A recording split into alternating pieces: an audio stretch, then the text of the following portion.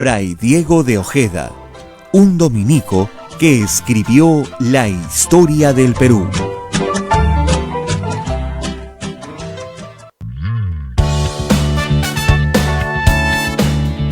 Si quieres ser un fraile predicador, conócenos. Ingresa a www.jovenesognet.com o escríbenos a vocaciones@peru.op.org. Orden de Predicadores. Maestro itinerante, tú vas feliz a predicar. Amigo caminante, tu voz anuncia la verdad. Radio Santa Rosa, comunicando buenas nuevas en tu vida. La Sociedad Dominica de Medios de Comunicación, Sodomco, presenta A Pensar Más con Rosa María Palacios.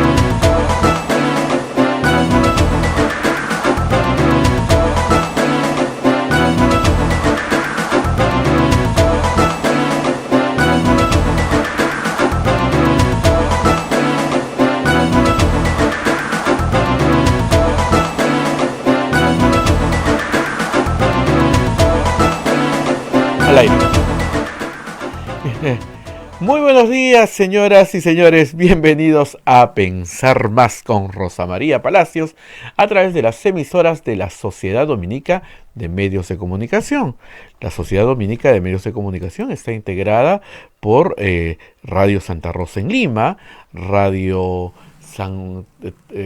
tanto en la frecuencia modulada 105.1 en el sur de Lima y la amplitud modulada 1500 kilociclos. También estamos en Chimbote con RSD Radio Santo Domingo, en Arequipa Radio San Martín, Cusco Radio Veritas, Ucayali Radio Cepagua, La Convención Radio Quillabamba, Puerto Maldonado Radio Madre de Dios.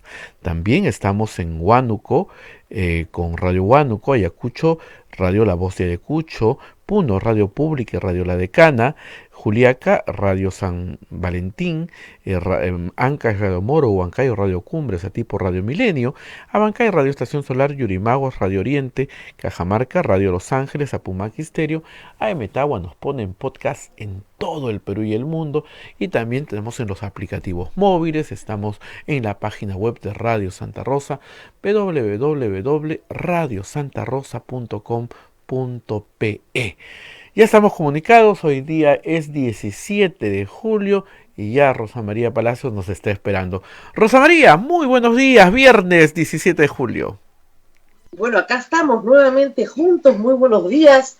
Los días siguen estando helados en Lima, como siempre digo helados entre paréntesis, porque nosotros tenemos frío, en el resto del mundo se deben reír, pero sí, como siempre, una mañana muy húmeda y muy oscura, pero con muchas novedades políticas. Como digo, habrá frío en el clima, pero calor en la política peruana.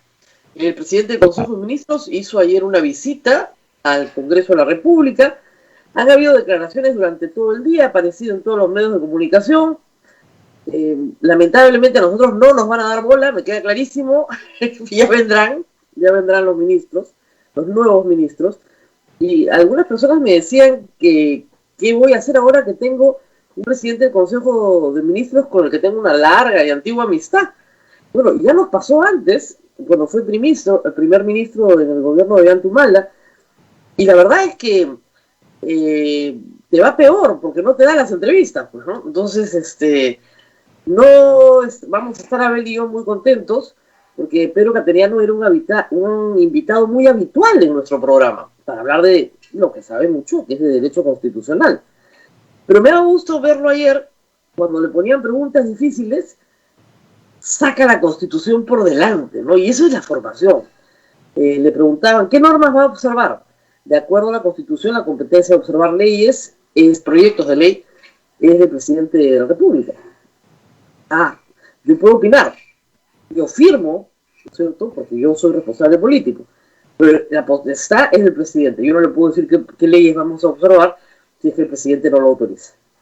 Entonces, siempre tiene ese tipo de salidas muy rápidas.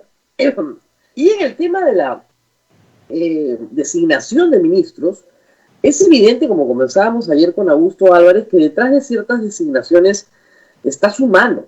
Está su mano. En el Ministerio del Interior se trata de un oficial de carrera, en retiro ya, pero de carrera, que llegó hasta el más alto nivel en la Fuerza Aérea, que trabajó con él. Lo mismo con el nuevo canciller, exalumno de la Universidad Católica, también ha trabajado con él cuando fue ministro. Entonces, es una persona que conoce ciertos niveles de la administración pública que le permiten elegir a algunos funcionarios, ¿no? Pero lo que ha estado muy gracioso ayer a ver en redes ha sido la crítica a la designación del ministro de Trabajo. Y como yo le decía a los tuiteros, no lo conozco porque ese chico podría ser mi hijo, pero pues tiene 32 años. Han habido otros ministros muy jóvenes en el Perú.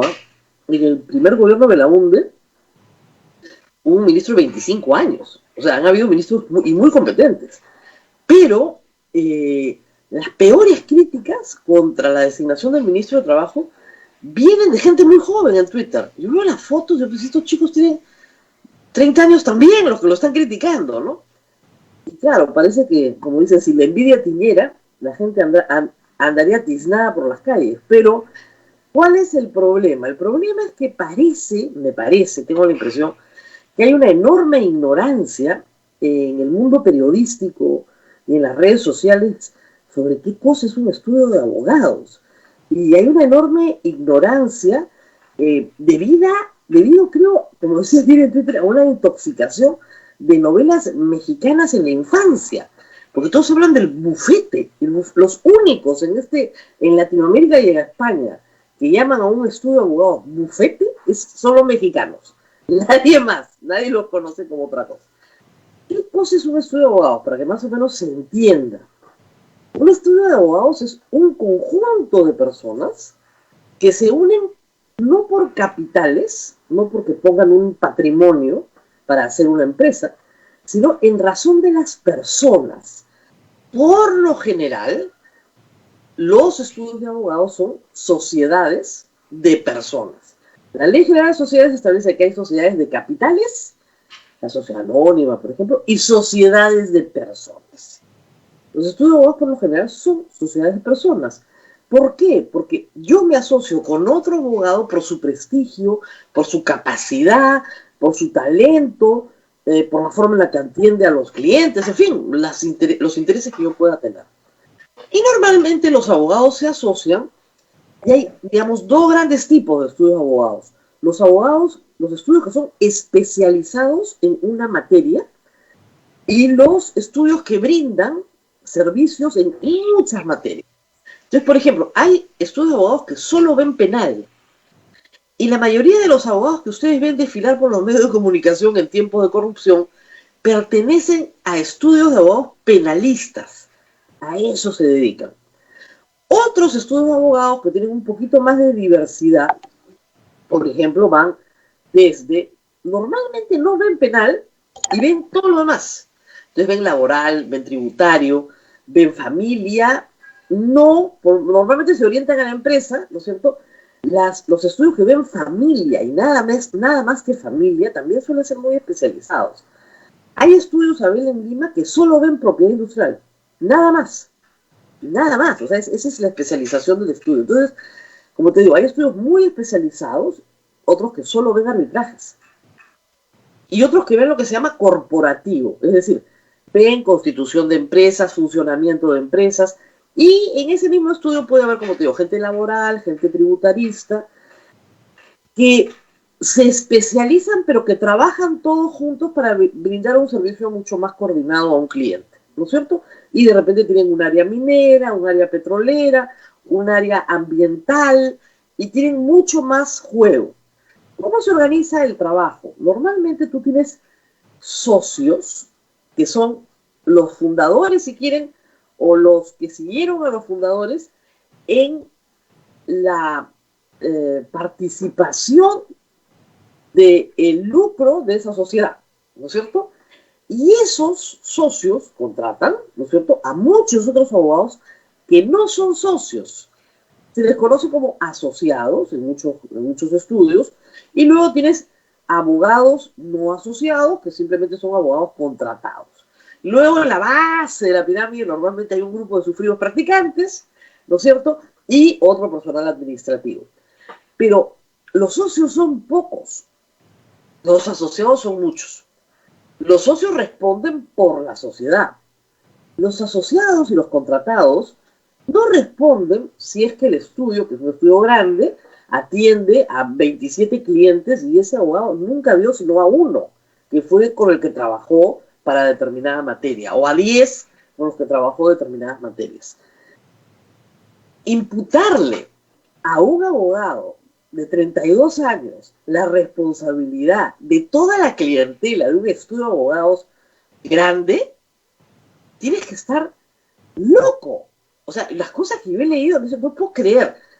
El señor Ruggiero trabajó en un estudio. En ese estudio se atendieron a determinadas personas jurídicas que no le gustan al periodista todo cual. Son sus enemigos o les parecen de mala reputación. No le gustan. Muy bien.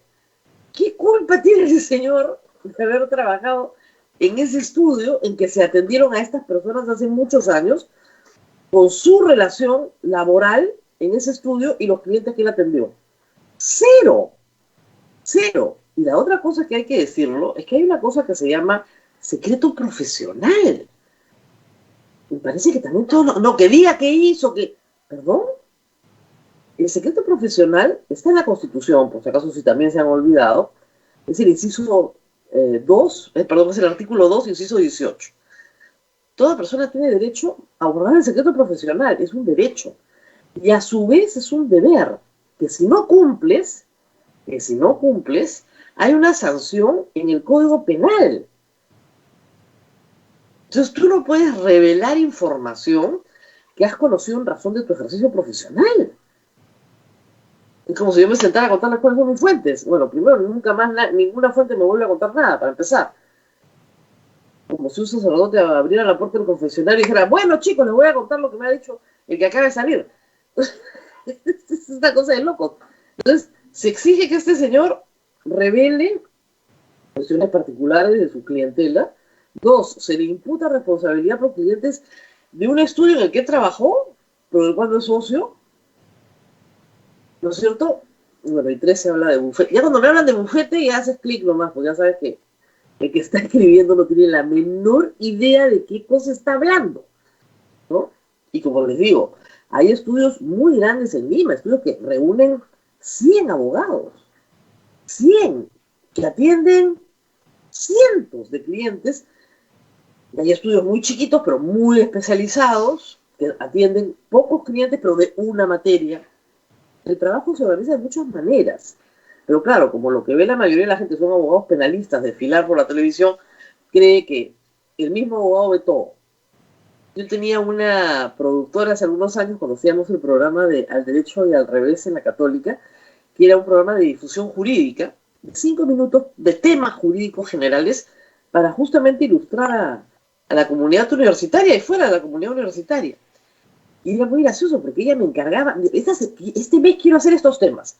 Y eran temas muy diversos, o sea, responsabilidad civil extracontractual, derechos laborales, municipalidades y la ley del cine, ¿no? Yo me reía y armaba, bueno, tenía que investigar, ¿no? Y armar algo de 5 minutos que pudiera ser de difusión. Cuando cambiamos de rubro, comenzamos a hacer otras cosas con ella llamó a otra abogada que hizo un excelente programa, pero le dijo, no, yo solamente puedo ver penal. Y dijo, ¿por qué? Bueno, porque en el derecho hay especialidades. Y allí se enteró que en el derecho habían especialidades. Y que no todo el mundo puede hablar de todo. Mi caso es muy especial, porque yo soy una abogada colada en el periodismo que trata de hacer difusión jurídica. Entonces me meto en todas partes justamente para tratar de... Es como un médico que hace difusión jurídica, difusión médica, de ciencia de la salud. se va a meter en todas las especializaciones a buscar noticias, cosas de interés que puedan servir, pero no significa que los abogados, que un abogado vea todo. Es como si ustedes fueran a un médico general y el médico general dijera, bueno, lo que toca ahora es una cita con el cardiólogo, y luego el cardiólogo le dice, lo que toca ahora es una cita con el cirujano. Y usted dice, pero ¿por qué tengo que haber 3 médicos? Porque hay especialidades, o sea, el pediatra no opera, ¿ok? Y muchas veces el cardiólogo no es cirujano, es cardiólogo. El neurólogo no necesariamente es neurocirujano. El cirujano pediatra no hace cirugía de adultos, porque implica una especialización. Entonces, creo que no hay un conocimiento en la crítica, que es ligera, como suele ser, pero que parece que hay más envidia que otra cosa, ¿no? Sobre todo por el tema de la edad, ¿no? Se vio lo mismo, Rosa María, se vio lo mismo cuando nombraron a la ministra de Economía, al inicio, ¿recuerdas? Sí. Lo que pasa es que ella, Sí. con su actuar, ha demostrado que es muy capaz. Y a mí me da mucha pena escuchar los comentarios así, porque hay que confiar en los jóvenes. Tú sabes que por mi trabajo yo acá también estoy rodeado de jóvenes periodistas y son sorprendentes en muchos casos. En Santa Rosa solo hay jóvenes, y Abel y yo. Bueno, y Eduardo, que hacen los controles, somos los que hacemos el promedio, porque en realidad todos los demás no deben tener, todos tienen menos de 25 años. Si no, no haríamos este programa. ¿Ustedes creen que yo, Abel y Eduardo podemos sacar en Skype algo? Somos incapaces de hacer eso. Gracias a estos chicos es que estamos al aire. Pero de verdad, así me hace mucha gracia esto que...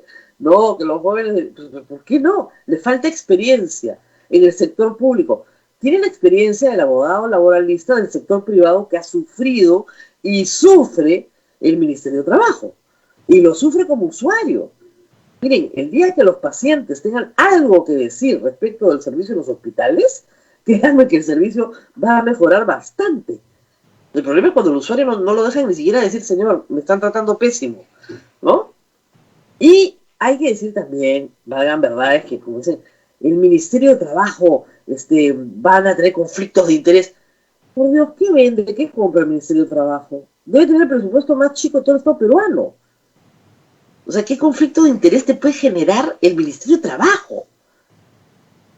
Ni siquiera, o sea, el Ministerio de Trabajo ni siquiera da trabajo a nadie. Los ministerios que promueven el trabajo son el Ministerio de la Producción, el Ministerio de Comercio Exterior y Turismo, el Ministerio de Agricultura, el Ministerio de Energía y Minas. Esos son los grandes ministerios productivos, porque ayudan a que el país produzca cosas. El Ministerio no, el Ministerio de Trabajo fija las políticas laborales del Perú. Formaliza la bestia cuando puede, y cuando no puede, trata de regular un sistema de derechos laborales para los trabajadores en el Perú. Esa es su misión. Pero no produce empleo. Promueve a través de la regulación, pero no le da puesto de trabajo a nadie. Es muy gracioso. Las cosas que he leído en estos días han sido muy curiosas, pero de verdad que lo de los bufetes anoche ya no pude más. Mucho Rosa de Guadalupe, no se han visto ya. Demasiado Rosa de Guadalupe. ¿Ya? El Chavo el 8, no sé. Telenovela mexicana tenemos mucho en el Perú, ¿no? Entonces, claro, esto queda en los niños que cuando son adultos te hablan de los bufetes. Ay, Dios mío. Agua de Jamaica, nomás le falta. En fin, entonces, que es muy rica el agua de Jamaica, por si acaso. Bueno, muy bien. Y tortas en vez de sándwiches, solo vieron el Chavo. Bueno, regresando a lo nuestro, ayer, Abel, se ha publicado un estudio que ha pasado muy, muy colado en los periódicos, no lo he visto, que me parece muy interesante, y la República rescató la nota sobre uno de los primeros estudios de prevalencia del COVID en una población determinada. Y es el caso de la región Lambayeque. No sé si viste la nota ayer. En la región Lambayeque, la direza de la región Lambayeque ha hecho ya el estudio de prevalencia. ¿Qué busca el estudio de prevalencia? Busca establecer qué porcentaje de la población de determinada circunscripción ya se contagió. Ya lo tuvo, o lo tiene, pero ya se contagió. Y los resultados son sorprendentes. Según este estudio, el 30% de la población de la región Lambayeque ya se contagió. 30%. Ustedes no se imaginan lo brutal que es esto. Para que tengan una idea, hace pocas semanas el mismo presidente hizo referencia al estudio de prevalencia en España. En España hace mes y medio se determinó que 5% de la población de España ya se había contagiado, lo cual se considera un índice enorme. Para que se hagan una idea, el número de contagiados oficiales hoy en el Perú es 320.000. Los oficiales detectados con prueba molecular o rápida. Esos 320.000 representan más o menos el 1% de la población del Perú. Eso es oficial. 1%. Bueno, el resultado en Lambayeque es 30%. ¿Cómo se hacen los estudios de prevalencia? Con muestras. Como se hacen las encuestas de intención de voto, con muestras. Igualito, se hace un trabajo muestral. Ese trabajo muestral se hace justamente con pruebas rápidas. Para eso sirven las pruebas rápidas, las pruebas serológicas. Buscan los anticuerpos en la población. Muy bien, ese estudio demuestra que 30% de la población de Lambayeque ya tuvo la enfermedad. Y hay localidades como Pucallá, donde 60% de la población ya tuvo la enfermedad. ¡60! Nadie sabe si es inmunidad de rebaño o no, porque depende, para alcanzar inmunidad de rebaño, depende de la enfermedad, ¿ok? O de lo que quieras inmunizar. Pero 60 es altísimo. Debe ser el caso más alto en el mundo. Cuando la política pública no era esa. Noruega, por ejemplo, decidió, por política pública, que todos se contagien y separar a los ancianos para que ellos no se contagiaran, obtener inmunidad de rebaño y qué pasa. No le fue muy bien, porque tuvo muchísimas muertes que no tuvieron ni Finlandia, ¿no es cierto?, ni Suecia. Y entonces la población estuvo bastante molesta con este sistema y finalmente tuvieron un número de muertos mucho menor que Perú, por cierto, pero que sí demostró que la estrategia había sido equivocada y que la cuarentena era una mejor estrategia. Muy bien, porque la cumplieron. Acá la estrategia fue la cuarentena rígida. Y acuérdense ustedes que en el norte del Perú la cuarentena era, el toque de queda a las 4 de la tarde. Ahí tienen los resultados. ¿Por qué? Porque lo que hicieron fue hacinar a la gente en los mercados, sobre todo en el norte del país. Y las pruebas hechas en mercados son, pero pésimas. O sea, todo el mercado está contagiado, todos los vendedores del mercado están contagiados. Los mercados de Lambayeque tenían índices de 50, 60, 80% de contagio. Entonces, se hicieron las cosas bien en cuanto a la cuarentena, pero mal en su aplicación, porque le negaste a las personas espacio para adquirir alimentos, y eso hizo, o recoger su bono, o comprar sus medicamentos, y eso hizo que se aglomeraran. Y al aglomerarse, se contagiaron todos. No hemos visto un estudio de prevalencia todavía de Iquitos, que debe ser muy interesante. El doctor Botuso dijo hace varios días que él creía que en Iquitos había bajado notablemente la enfermedad, porque ya se había alcanzado la inmunidad del rebaño. O sea, creía, pero no se había hecho todavía el estudio. Y faltan los estudios nacionales, o sea, esto se va haciendo región por región. Me imagino que cada DIRESA tiene esta tarea, las que pueden hacerlo, pero muy interesante el estudio de Lambayeque, que te dice que sin ser política pública, ese es el resultado que se ha alcanzado. Y eso te explica pues el número de muertos y de contagios que hay en el Perú. Y eso nos lleva al tema que creo que va a ser bien importante hoy, que es discutir la credibilidad de la autoridad de salud. Es lo primero que tiene que recuperar la señora Massetti, porque si la doctora no recupera eso, si las personas no le creen a la autoridad de salud, en medio de una pandemia estás en una situación crítica. Porque cada vez que des una indicación, se va a poner en duda. Es muy importante que las cifras sean claras, porque además, este discurso triunfalista de que estamos todos bien, lo único que para lo que sirve, para que más gente se enferme, porque te confías en que estamos todos bien. Y no lo estamos, para nada. Muy bien, Abel, vamos a entrar ahorita con el decano del Colegio Médico. Sí, ya lo tenemos ahí al doctor Miguel Palacio Rosa María para conversar en esta mañana. ¿Tú crees, Rosa María, mientras hacen todos los últimos detalles con la transmisión? Ayer escuché al presidente Martín Vizcarra que dijo que no veo que estemos en una situación como para regresar a una cuarentena. Y recuerdo la pregunta que le hizo Radio Santa Rosa el 30 de junio, si hubiera, pues nuevamente subiera el número de contagios, y la respuesta fue que iríamos a cuarentena. ¿Crees que ya conversaron algo con el primer ministro y se está cambiando un poco ya el pensamiento, se está cambiando algo en la toma de decisiones? Mira, el problema es el siguiente, que si el presidente no tiene la data clara, no tengo la menor idea de cómo puedes tomar una decisión de salud pública. Y el problema es que la data no está clara. Ese es el principal problema que tiene en este momento el Ministerio de Salud. Ayer nuestro amigo Raji, el de El Martillo y el Huayno, o el Martillo y el Martillo y el Huayno, ¿te acuerdas del famoso artículo? Publicó una carta abierta a la doctora Mazzetti pidiendo eso, diciéndole eso que hemos dicho tantas veces.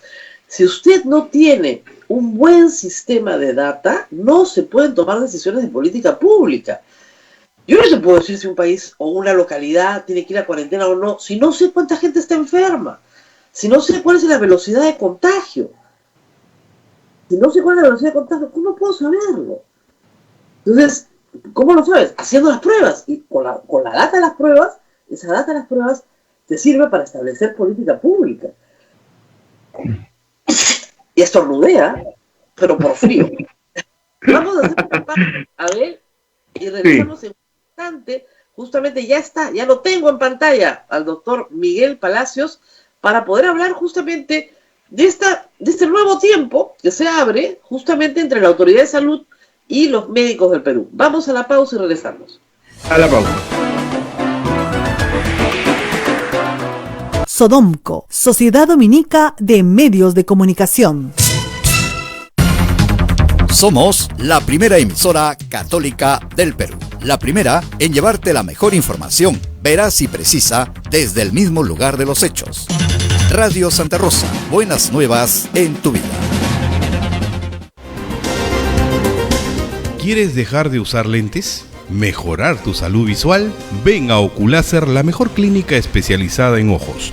Oculáser cuenta con tecnología de vanguardia en cirugías de catarata, miopía, retina y trasplante, exámenes especializados, convenios con todas las EPS. Llámanos al 265-4833 o visítanos en nuestro Facebook y www.oculaserperú.com. Oculáser, líderes en láser para la visión. Santa Rosa, buenas nuevas en tu vida. Sodomco, Sociedad Dominica de Medios de Comunicación.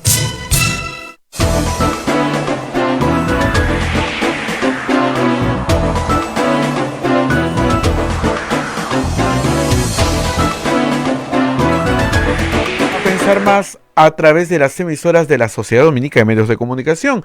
Lima nos está escuchando por Radio Santa Rosa, Chimbote nos escucha por Radio Santo Domingo, Arequipa, Radio San Martín, Cusco, Radio Veritas, Ucayeli, Radio Cepagua, La Convención, Radio Quillabamba, Puerto Maldonado, Radio Madre de Dios. También nos están escuchando en Huánuco por Radio Huánuco, Ayacucho, Radio La Voz de Ayacucho, Puno nos escucha por Radio La Decana y Radio Pública, Juliaca por Radio San Valentín, Ancash, Radio Moro, Huancayo, Radio Cumbres, la radio del Arzobispado de Huancayo, Sati por Radio Milenio, Abancay, Radio Estación Solar, el Vicariato Apostólico de Yirimagua, Radio Oriente, Cajamarca, Radio Los Ángeles, el Pumaquí Estéreo, Metagua nos ponen podcast en todo el Perú y el mundo, el Facebook de Radio Santa Rosa, los canales de YouTube de Sodomco y Radio Santa Rosa, los aplicativos móviles y también la página web www.radiosantarosa.com.p. Rosa María, adelante. Bueno, sí, estamos con el doctor Miguel Palacios Celi, ustedes ya lo tienen también en su pantalla, para hablar de un tiempo nuevo que se inaugura en medio de una pandemia. Es decir, que es en realidad la doctora Mazzetti, la tercera ministra de Salud desde que se conoce la pandemia en el Perú. La primera duró muy poquito, pero luego vino el doctor Zamora, que ha tenido problemas serios con el colegio médico, y ahora la doctora Mazzetti, que no es nueva en el cargo, ya la conoce el colegio cuando fue ministra, y que ha estado en el comando COVID, por lo tanto conoce los problemas que han tenido sin tener capacidad de decisión, pero sí conoce los problemas. Y yo quería ver, doctor, ¿cómo reciben ustedes la noticia? Si la reciben con esperanza, si creen que esto va a cambiar la relación con los médicos. ¿Cómo ven la designación de la doctora Macetti? Sí, bueno, Rosa María, efectivamente, nosotros, todo cambio genera siempre ilusión, expectativa, esperanza. Es verdad, es así. Y nosotros lo entendemos también y le damos la bienvenida a la doctora Pilar Macetti. La saludamos y felicitamos por este nuevo reto. Creemos que este nuevo reto, este nuevo cambio que ha habido en el ministerio, debe significar también un cambio en la estrategia de la lucha contra la pandemia. Si no, sería más de lo mismo. De tal manera que nosotros asociamos el cambio con también una nueva estrategia. Porque como te estoy escuchando, el presidente de la República anunció que casi de una manera tajante que ya no iba a haber nueva cuarentena. Entonces entendemos que es su obligación también como presidente y con un nuevo gabinete más aún, dar mensajes de optimismo a la población.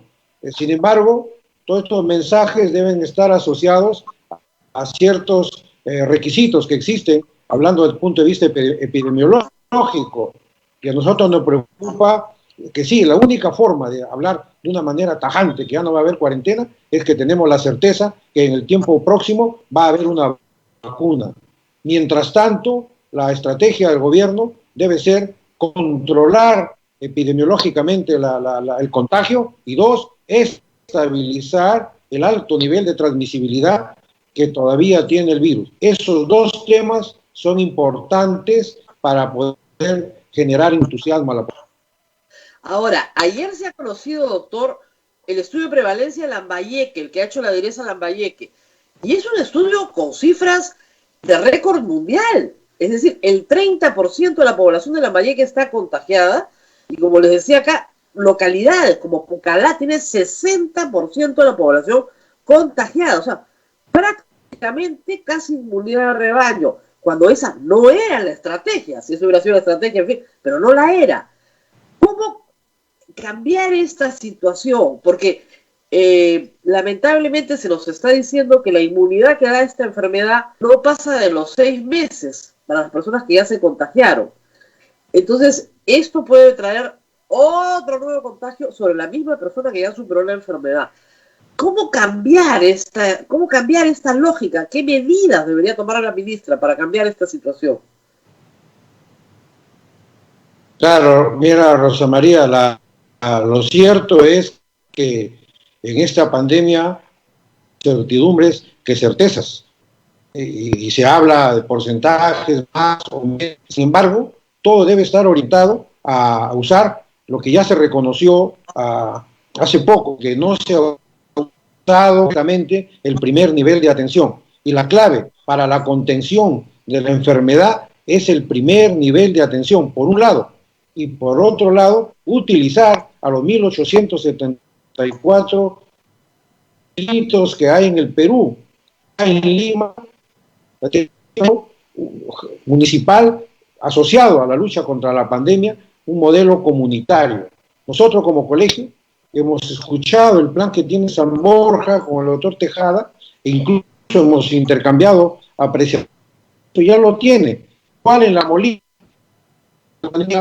Con el alcalde Álvaro Paz, y de tal manera que ellos ya están aplicando un modelo comunitario en su municipio que ayuda a controlar la pandemia. Esas son las urgentes necesidades que hay que ejecutar. Usar los municipios dentro de la nueva estrategia en la lucha contra la pandemia.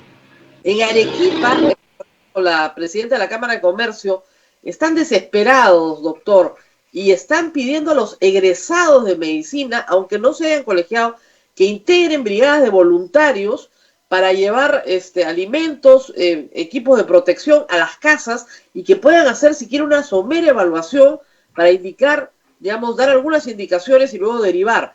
Pero lo está haciendo la sociedad civil, porque no hay forma de que la direza está completamente sobrepasada. ¿Han recibido ese tipo de solicitudes de alcaldes, de comunidades que dicen, por favor, vengan y aunque sea, manden los egresados? Sí, exacto, Rosa María. Nosotros ahí hay elementos. Uno, que ese esquema se utilizó en Iquitos, cuando faltaron médicos y se hizo un llamado a los estudiantes de medicina y pudieron, incluso bachilleres, 2 o 3 de ellos perdieron la vida. O sea que hay que tener también un extremo cuidado en el manejo de los estudiantes, y porque si van sin protección pueden acabar contagiados con fuerte carga viral y perder la vida. Ahora, es necesario que la lucha sea, mira, utilizando la metáfora militar que usaba el gobierno, que es una lucha, es una guerra contra la pandemia. Usando esa misma metáfora, ahorita hay que soltar la caballería. La caballería significa el primer nivel y el trato comunitario. Por eso decimos, solo municipios en modo comunitario son los que tienen mapeado, georreferenciado a toda su población, son los que tienen que salir con equipos con brigadas mixtas, sanitarias, sociales, municipales, a identificar casos, darles tratamiento, aislarlo y con todo el soporte nutricional y social. Esa tarea que la venimos diciendo de hace más de 2 meses, eso sigue vigente y debe hacer. Por eso estamos pidiendo que la nueva ministra asuma una nueva estrategia. Ahora, en el caso de postas que hay en todo el Perú, muchas están cerradas, doctor. No hay médico, o no hay enfermera, o no hay nadie, o no quieren atender COVID. Te dicen, no, vaya al hospital, acá no se atiende COVID. Ese es un problema muy serio para la mayoría de la gente, que el hospital le queda lejos o el hospital ya está saturado. Entonces, en el primer nivel, va al primer nivel y no le atienden. ¿Por qué está pasando esto? Exacto, Rosa María, has dado en el clavo. Lo que tiene que hacer es lo que he dicho siempre, 8.500 establecimientos de salud del primer nivel están completamente abandonados de manera histórica. Significa que no tienen farmacias con medicamentos, no tienen equipo de rayos X, un ecógrafo, etcétera, etcétera, etcétera. Entonces se tiene que potenciar, tiene que haber un nivel de potenciación a algunos establecimientos del primer nivel para que la población recupere la confianza, y cuando va a un centro del primer nivel ve que lo atienden, que le dan la pastilla, que le sacan la ecografía, etcétera, y de esa manera se retoma la confianza.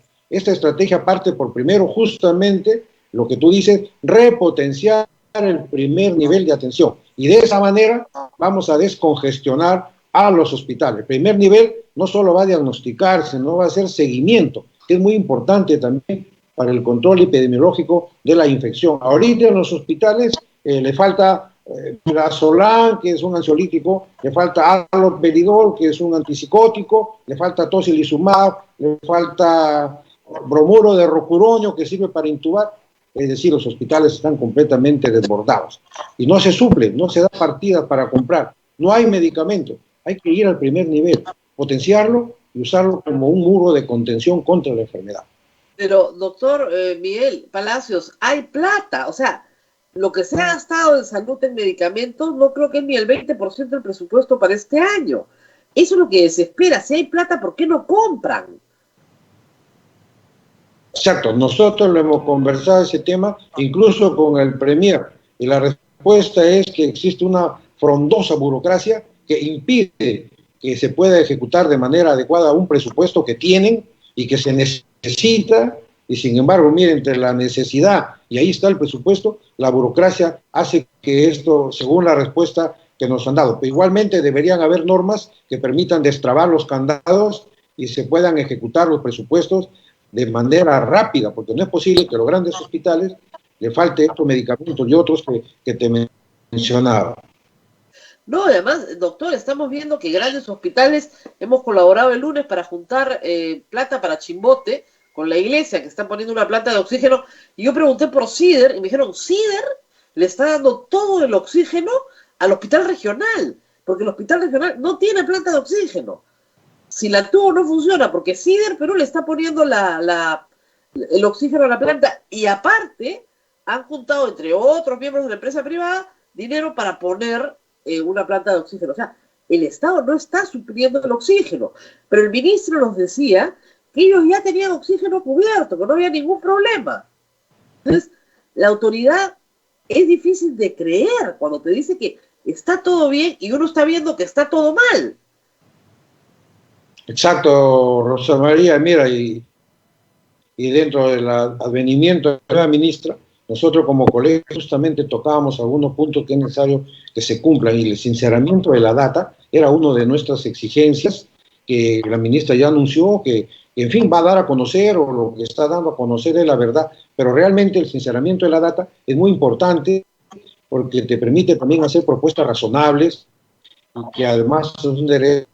No se puede decir si hay oxígeno, pues en la práctica vemos que todavía sigue faltando ese elemento vital y pareciera que no aprendemos, pareciera que no tenemos una memoria, porque si hace 2 meses se repitió todo esto en Iquitos, donde un médico que también es sacerdote encabezó un gran movimiento y logró construir y poner una planta de oxígeno, y han pasado 2 meses y nosotros decíamos, cuidado que la crisis va a llegar a Lima, y la crisis llegó a Lima. Entonces, si no estamos aprendiendo, hay que tener capacidad también de respuesta rápida, enseñanzas de los errores, de los aciertos, para poder atender las necesidades de la población. El oxígeno es vital, el tratamiento es vital, y los medicamentos en la UCI también son urgentes, que no falten.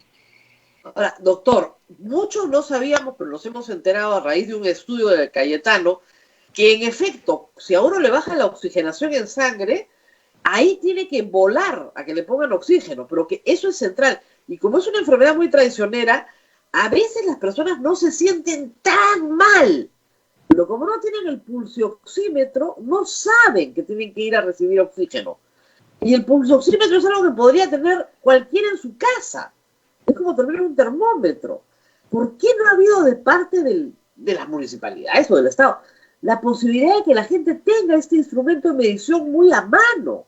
Esto es grave. En otros países, en España, desde el primer día te decían, si baja de 90, vaya y llame inmediatamente a la ambulancia para que lo lleven a ponerle oxígeno.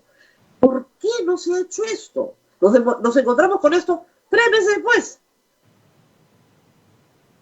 Sí, exacto. Mira, como habían dicho, la presencia del oxígeno, y esta es así de traicionera, y comienza a faltarte el oxígeno y tú no te das cuenta.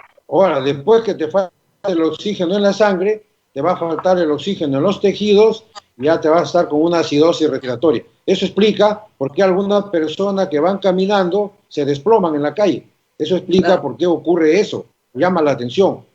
Que ya hay un antecedente de una falta de oxígeno de varios días, de tal suerte que nos cansamos siempre de reclamar que tener cuidado con los síntomas. Hay 4 síntomas que se presentan. Ese es el pulsoxímetro. Por ejemplo, lo pones y te da tu nivel de oxigenación. Ahorita estás muy bien con 98. Efectivamente, así y fluctúa, de acuerdo a la oxigenación, 98, 97. Pero bueno, está dentro de lo normal. Subió mucho el precio, sí es cierto, subió mucho el precio, pero existen gestiones que se pueden hacer. Mira, nosotros como colegio médico hicimos una gestión ante el Banco Interamericano de Desarrollo y a través de algunas instituciones y nos ha aceptado. Estamos esperando esa donación de pulsoxímetro para también para distribuirlo también a nuestros médicos. Todos los médicos haciendo gestión. Así es. No solo para a la población tomarle. Uso comunitario, un pulsoxímetro para todo un barrio, para toda una calle. Existen diferentes maneras, pero ha faltado iniciativa. Claro, porque esto, mire, sí, ha subido el precio, pero ya, 200 soles lo estaban vendiendo ayer con la República. Perfecto. Entonces, ya, entre 5 del barrio nos juntamos, pues. Y acá puede meter el dedito todo el Perú, no pasa nada. Ya, entonces, si esta es una estrategia barata para medir rápidamente y obviamente tener la disposición de oxígeno, porque una vez que te mide ya sabes que necesitas, estas estrategias son económicas. Y más que remedios, doctor, lo que se necesita, lo que está claro es que lo que se necesita es oxígeno. El oxígeno es lo que salva la vida de la persona. Nos han dicho ya de Cayetano que si el paciente ingresa al hospital con una oxigenación en menos de 80, ya no hay forma de sacarlo adelante. No hay, o sea, se puede pasar semanas en la UCI y no va a salir adelante. Todas las historias clínicas que han probado, 300 estudios clínicos, los que tenían menos de 80 cuando entraron, no se salvaron. Y se han podido salvar, porque si les ponen oxígeno, ya no caen. Entonces, estas son las cosas que desesperan un poco, doctor, porque yo no estudio medicina, ¿no? Usted sí. Y los médicos lo saben, pero no llegan a transmitir a la política pública su conocimiento. Me imagino que usted ha estado muy frustrado en estos meses, ¿no? Completamente, nosotros y los estando, porque si bien es cierto, sabemos todos estos conceptos, y no solo lo sabemos, lo hemos manifestado, y no solo al ministro, al mismo premier, y hemos visto que entonces ha faltado la vorágine de los acontecimientos, ha hecho que todo esto ocurra. La crisis del oxígeno apuntaba a eso, a que se haya oxígeno para que los pacientes lo reciban, porque sí sabemos, obviamente, que la primera respuesta es el oxígeno. Si no, ya se va a fibrosar el alveolo, y luego si está en ventilación y le pongan 100 litros por minuto de oxígeno, muy poco es el que pasa ante un alveolo ya fibrosado. De ahí nuestra angustia y nuestra desesperación, que demandábamos el puente aéreo, que lleguen ballones de oxígeno en aviones, y la respuesta en aquella época era que muy peligroso que los balones vayan en un avión por los accidentes que pueden pasar, y decíamos nosotros, usen los ríos, usen a Tabitanga, una ciudad de Brasil que está a 6 horas de Iquitos, a Leticia, que estaba a 5 horas de... Sin embargo, toda esa desesperación nuestra no se reflejaba en una política pública, tal vez porque somos un colegio que está opinando nada más, pero sería bueno ir aprendiendo de esas lecciones. Por lo visto, sigue faltando oxígeno en los lugares donde la pandemia crece. O sea, mientras no haya respuesta, una capacidad de aprendizaje e ir sintetizando lo que va ocurriendo para enmendar con el criterio de corregir errores, vamos a seguir repitiéndolos hasta el final de la pandemia. ¿Por qué cree usted que las cosas pueden cambiar con la doctora Mazzetti? Primero, porque ha estado muy ligada a través del Comando COVID a todas las necesidades. Recuerda que en el Comando COVID estaba manejando, no tenía la responsabilidad política del sector, ahora ya la tiene, muy bien. Entonces, restituir y aprender de los errores. Primero, el diálogo, tiene que haber diálogo con los actores de la salud. Ha habido muy poco diálogo, incluso el presidente de la Federación en una reunión con el premier, le escuché que decía que mes y medio que no se reunía con el ministro. Nos llamó mucho la atención y el colegio entró como mediador para restituir el diálogo. Segundo, tolerancia técnica, saber escuchar opiniones diferentes, como la que tenemos nosotros, y conversar, consensuar, y cada uno de manera crítica, autocrítica, y podemos llegar a un punto medio en mejoría de la población. Tercero, renovación de funcionarios. Lo estamos pidiendo como colegio, porque hay quejas por todo lado, entonces hay que hacer una evaluación rápida, objetiva, y agradecerle a los funcionarios y renovar, de tal manera que nuevos aires, nueva estrategia, nueva ministra, es muy importante. ¿Y usted cree que la doctora Mazzetti ha sido directora muchos años de un hospital público? O sea, conoce cómo es. Y además ella tiene trato con pacientes también. Y se nota, porque como buen médico, a veces hay que dar muy malas noticias, y las da, o sea, de frente y sin anestesia, ¿no? Te dice que, bueno, que vas a tener meses de sufrimiento crónico, eso es lo que nos han prometido. Y está bien, yo creo que eso está bien, porque usted sabe que el paciente tiene derecho a saber. El paciente tiene derecho a saber, a veces el médico no le quiere contar, pero el paciente tiene derecho a saber. ¿Esa política de información cree usted que va a cambiar? Sí. Yo creo que es bueno, como te decía, el sinceramiento de la data, saber la realidad va a ayudar bastante, y eso tiene que seguir, y si ella es sincera y descubre que algo no ha sido anunciado realmente como debe conocer todo el Perú, sería bueno que lo suceda, eso es muy bueno. Pero por otro lado, cambiar también la estrategia de comunicación. Se están dando mensajes así generales, que se respete. El programa poblacional reacciona diferente ante la noticia. Tal vez los jóvenes, como hay estudios que se han hecho, no evalúan la gravedad de esta pandemia y dicen, yo soy joven, soy sano, no le tengo miedo y sal. Entonces hay que hacer una estrategia comunicacional por grupo etarios, por sexo, por tipo de trabajo, una estrategia comunicacional inteligente que permita que se cumplan las 3 reglas que se mencionan, que ayudan a evitar los contagios. Esa es también una propuesta que estamos haciendo. Ahora, doctor, usted verá que la población sí está cumpliendo con la máscara. De repente no se la pone perfecta, de repente se la mueve un poquito, ok, pero sí está cumpliendo. O sea, usted va por las calles, incluso con su protección facial, aunque no sea necesario, pero igual se lo ponen. O sea, sí hay un deseo de la población de no contagiarse y de taparse la cara, que es muy encomiable. En otras sociedades hay más bien rebeldía, pero en la nuestra sí, la gente quiere cumplir, no se quiere contagiar. Pero, como usted dice, no se encuentra al otro lado cuando busca un medicamento. la misma sensación de acogida, no hay esa acogida. El ministro Zamora nos dijo, usted lo escuchó, que habían brigadas que repartían medicamentos casa por casa. Nunca más la vimos, no sé dónde están esas brigadas. Y como le digo, la gente sí quiere cumplir, pero llega a un paradero y le dicen, ya, mira, ¿sabes qué? Tienes que estar a 2 metros de alguien, y el del costado no se mueve. Hacer cumplir las colas, por ejemplo, eso es ahí está el foco del contagio en este momento, en todos los paraderos del Perú. Ese es uno de los puntos a tratar dentro del contexto de una nueva estrategia que significa los cercos epidemiológicos, que significa encerrar las zonas y los bolsones que tengan altos contagiados, tienen que ser encerrados. Eso que hemos dicho siempre y que se ha aplicado en otro país, incluso se pone rejas alrededor y durante 15 días nadie sale, se les asiste como corresponde en todas sus necesidades. Eso es muy bueno, va a cortar la transmisibilidad. Nosotros insistimos en eso, es la única manera de cesar la transmisibilidad. Mientras damos tiempo que aparezca una vacuna, porque en definitiva lo que estamos haciendo es evitando contagios, estabilizar la transmisión hasta que aparezca una vacuna, que es la única forma de acabar con este virus. Doctor, pero en el tema de la vacuna también estamos atrás.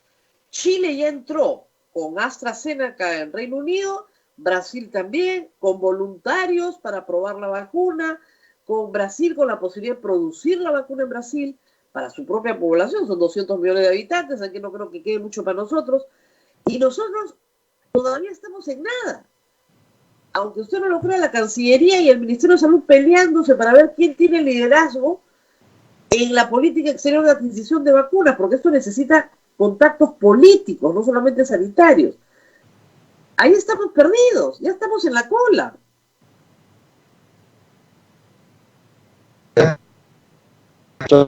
A la ministra es recuperar ese liderazgo dentro del territorio nacional, sino también en el tema de la vacuna. Con cierto retraso, es la foto del país como país en la lucha contra la... Hemos ido detrás de la enfermedad.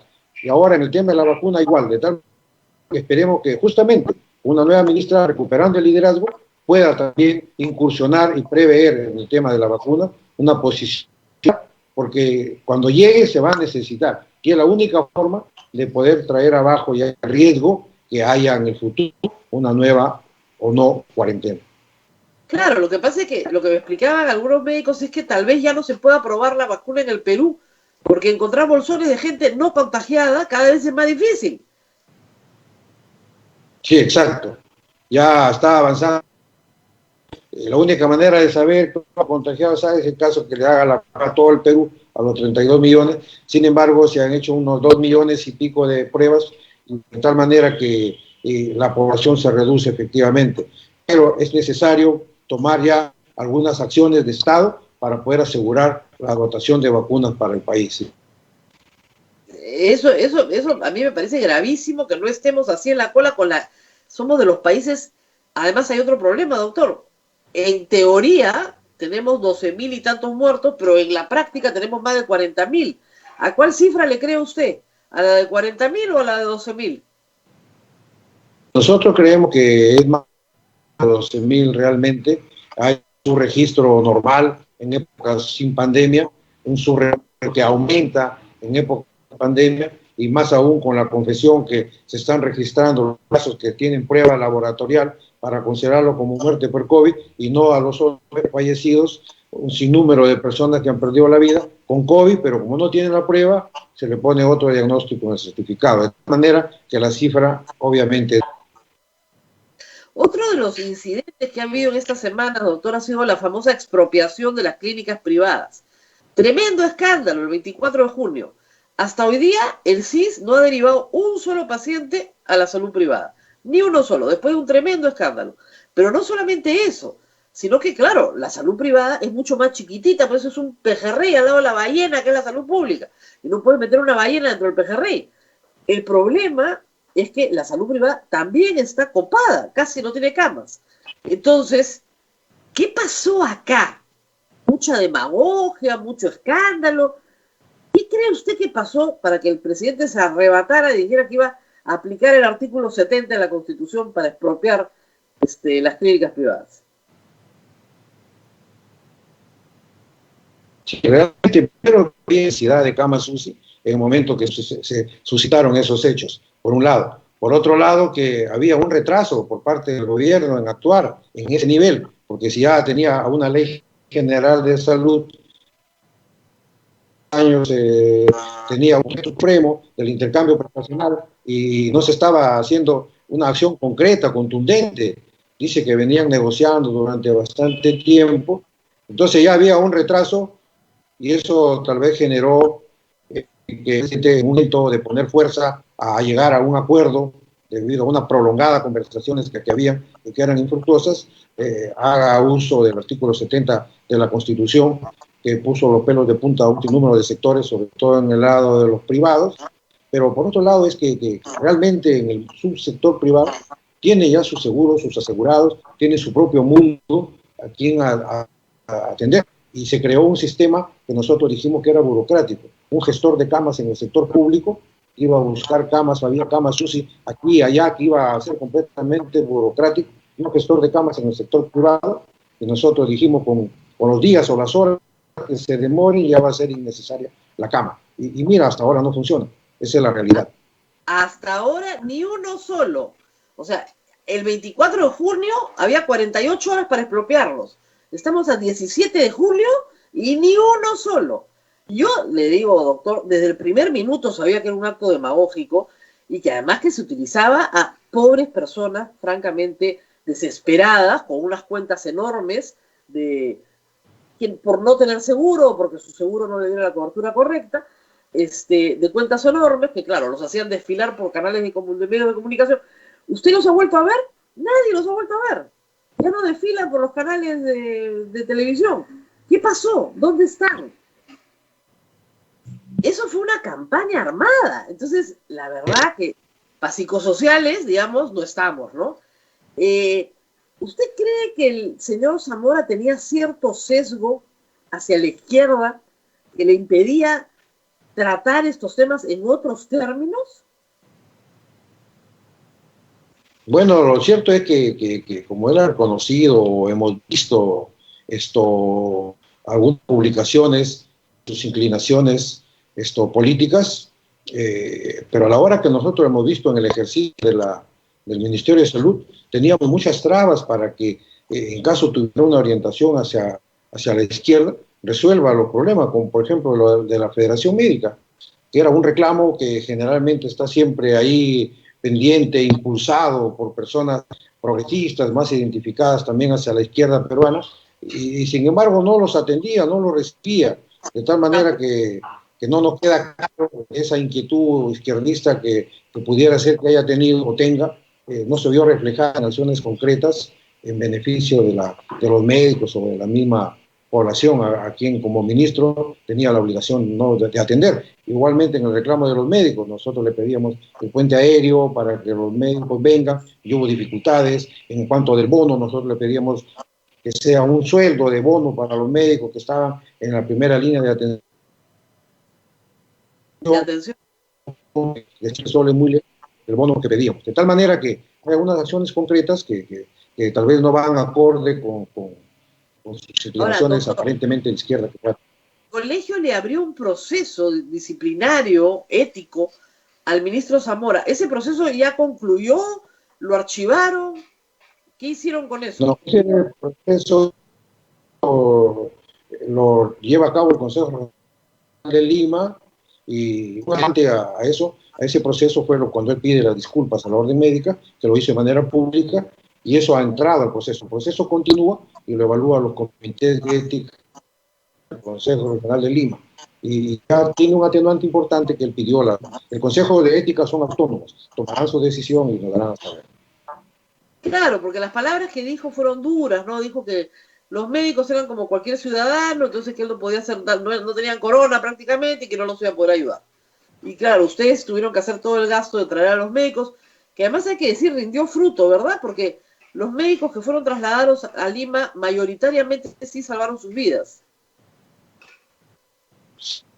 Y claro, hasta ahora sigue el problema, Rosa María. Tenemos 88 médicos que han fallecido, tenemos 71 médicos en camas de UCI y 2.500 infectados. Y en este momento estamos viendo de dónde sacar dinero para poder traer a un colega de Cajamarca que necesita de manera urgente venir. 2 de Arequipa, 1 de Trujillo. La cantidad de solicitudes que recibimos nos tiene a nosotros muy preocupados y estamos recurriendo a algunas instituciones que nos puedan también ayudar con algunos viajes, ya que las arcas del colegio están en peligro de quedar en cero, con todos los riesgos que eso significa. Justamente uno de los puntos es conversar con la ministra para que el Estado, el gobierno, se encargue de traer a los médicos que se enferman, atendiendo pacientes en primera línea, médicos, enfermeras, hasta algunos vuelos, traerlos a Lima. Díganos, ¿qué porcentaje de éxito tiene que el médico sea atendido en Lima? ¿Lo saca adelante de verdad? O sea, ¿han logrado un éxito en con estos viajes? Sí, correcto. Hay un porcentaje alto, casi 80%, que los médicos que vienen de otras regiones a Lima salven. Hay algunos que vienen ya con obesidad y comorbilidades y a veces no se tiene éxito. Y también el momento en que se logra traer, hay que buscar avioneta, hay que haya buen tiempo en los lugares de origen, una serie de variables que a veces retrasan, pero cuando actuamos rápido y vienen a tiempo y todo conjuga para que así sea, entonces nos permite salvarle la vida a los médicos. Muy bien, doctor. Bueno, la mejor de las suertes en estos nuevos traslados, porque como usted dice, todo el tiempo hay demanda y hay que estar moviendo a la gente. Lo bueno es que ahora hay buenos vuelos comerciales, pero claro, ¿cómo subes a un médico infectado a un vuelo comercial? Pues no te lo reciben ni de casualidad. Se necesitan estos vuelos especiales. Entonces, claro, eso cuesta otra plata, es otro presupuesto. Pero de todas maneras, es bueno que por lo menos ya haya la posibilidad de aterrizar, ¿no? Y no tener que pedir permisos especiales para aterrizaje y todo lo demás.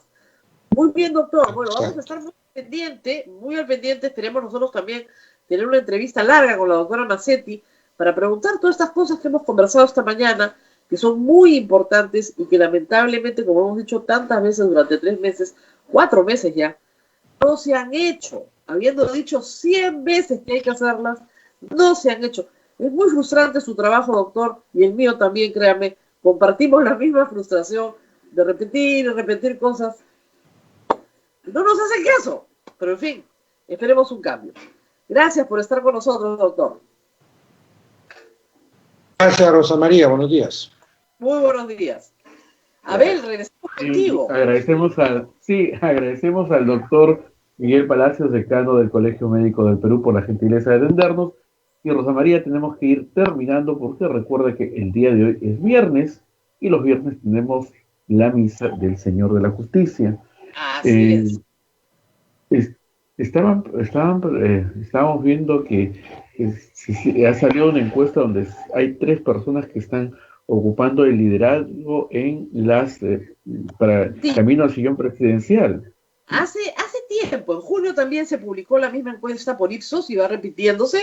Puedes ver el comparativo, además, en la encuesta. Los 3 personajes son Forsyth, el alcalde de La Victoria, Salvador del Solar, el ex primer ministro, y Daniel Urresti, el congresista Daniel Urresti, que ha tenido su resbalón este mes, además, porque ha caído un poquito.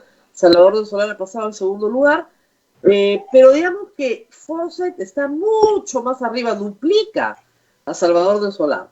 Entonces es Forsyth con 20 y tantos %, encima de los 10 puntos están Urresti y Salvador del Solar, y por debajo, con 7 y hacia abajo, viene el resto del mundo, ¿no? Keiko Fujimori, en fin, los que preguntan siempre, Barnechea, Julio Guzmán, Acuña, todos esos vienen abajo de la tabla. Ahora, hay que decir que si ustedes buscan encuestas de intención de voto presidencial de un año antes de las elecciones, o sea, busquen 2015, busquen 2010, busquen 2005, los que van punteros nunca están, pero ni en la foto final. Nunca pasan ni en la segunda vuelta. De ser puntero en las primeras encuestas no trae por lo menos buena suerte, ¿eh? Tenemos el caso, por ejemplo, de Lourdes Flores, de Alejandro Toledo, de Castañeda Alosio, muy arriba, muy embalados hacia la presidencia de la República y desinflados una vez que la campaña en serio empezaba, ¿no? Una vez que arrancaba enero. Y otros casos, como el de Ollantumala, por ejemplo, en 2015, que estaba en otros, no aparecía, o el de Pablo Kuczynski, que estaba también absolutamente enterrado en las encuestas, de repente disparado hacia arriba. Así que las campañas son muy extrañas en el Perú, nada está dicho hasta el día de la votación, pero también hay que decir que los que normalmente van punteros un año antes no aparecen en la foto final. Yo una vez tuve que hablar de esto hace muchos años, en el 2015, noviembre o diciembre del 2015, me pidieron que en una charla en Estados Unidos y le dije, yo lo único que les puedo asegurar es que los que están ahora punteros no van a ser presidentes del Perú, porque nunca lo han sido. Y efectivamente, no lo fueron. Ganó Pedro Pablo Kuczynski. Fue una elección completamente diferente. Así que es como para, claro, animar el ambiente, pero además recordemos una cosa, los tres punteros no son militantes de ningún partido, no tienen una organización política propia, ninguno de los tres. Ninguno de los tres ha llegado ahí, cada uno por sus méritos, por supuesto, pero no con una organización propia. ¿Quién los va a llevar? Ah, esa es otra historia. Veremos por delante. Y creo, hay que decirlo, que en el caso de Urresti, su paso por el Congreso lo está desgastando a toda velocidad.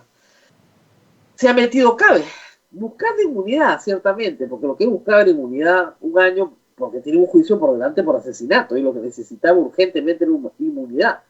Un juicio que ha dilatado desde 1988 hasta hoy, se podrán imaginar. O sea, tiene más de 32 años dilatando el juicio. Pero, va a seguir dilatándolo. Todo lo que pueda. Probablemente quiere cumplir 35 años para que prescriba, pero ya le han explicado varias veces que los crímenes de lesa humanidad no prescriben y por eso lo siguen juzgando. Problema. Bien, Rosa María, nos tenemos que ir porque el padre Luis Enrique ya nos está esperando en la Basílica del Santísimo Rosario. Ya vamos a tener tiempo para hablar con él porque creo que en agosto se pueden abrir los museos. Creo, espero.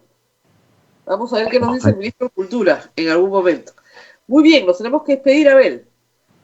Así es, Rosa María, cuídate mucho, que tengas un bonito fin de semana, viernes, y nos reencontramos el día lunes con más información.